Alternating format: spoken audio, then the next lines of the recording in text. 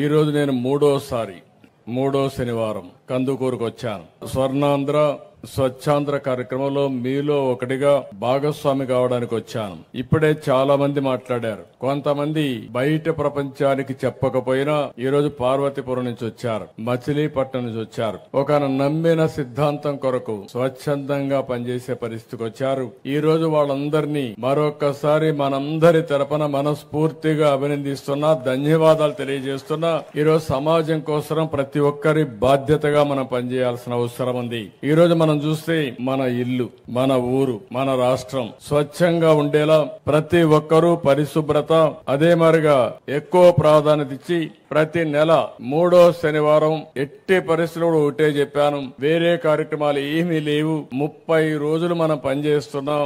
30 రోజులు మన సమయాన్ని మనకు తెలియకుండా వెళ్లిపోతుంది. ఒక్కరోజు ఒకే విషయం పైన స్వచ్ఛ ఆంధ్రప్రదేశ్ ని కాపాడుకోవడానికి, ఆంధ్రప్రదేశ్ రాష్ట్రాన్ని స్వచ్ఛ రాష్ట్రంగా స్వచ్ఛ ఆంధ్రప్రదేశ్ గా చేస్తామని మీరందరూ కూడా సంకల్పం చేయడానికి ఈ రోజు పెట్టాం. గవర్నమెంట్ లో అందరినీ కోరాను, పిల్లల్లో అందరినీ కోరాం. అందరం కలిసి ఈ విషయాన్ని ఆలోచించుకోవాల్సిన అవసరం ఉంది.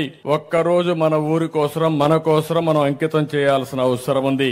ఈ రోజు ఇంత మునుపు మాట్లాడితే కొంతమంది చాలా స్పష్టంగా చెప్పారు. అది చూస్తే నాకు అనిపించింది ఇంకా కొన్ని రోజులు బాగా వెళుతుంది. రాబోయే రోజుల్లో మనందరికీ అది ఒక సాంప్రదాయంగా తయారు కావాలని. ముందు ఎక్కడో మార్చక్కర్లేదు, మీ మైండ్ మీరు మార్చుకుంటే ముందు ఆలోచన మైండ్ నుంచే పుడతాయి. స్వచ్ఛమైన ఆలోచనలు మీ మైండ్ లో నుంచి వస్తే ఇంకా ఈ రాష్ట్రానికి తిరుగులేదు, మీకు తిరుగులేదు, మీ కుటుంబానికి కూడా తిరుగులేదని మరొకసారి ఆలోచిస్తున్నా. మీరు చూడండి, ఒక చెడు ఆలోచన చేసే వ్యక్తికి చెడు స్నేహమే వస్తుంది. అదే మరిగా ఆయన ఎకో సిస్టమ్ కూడా వాళ్లే బిల్డప్ అవుతారు. ఒక మంచి వ్యక్తి మంచి ఆలోచన చేస్తే మంచి వాళ్ళందరూ వస్తారు. దానివల్ల వాళ్ళ వల్ల మంచి జరిగే పరిస్థితి వస్తుంది.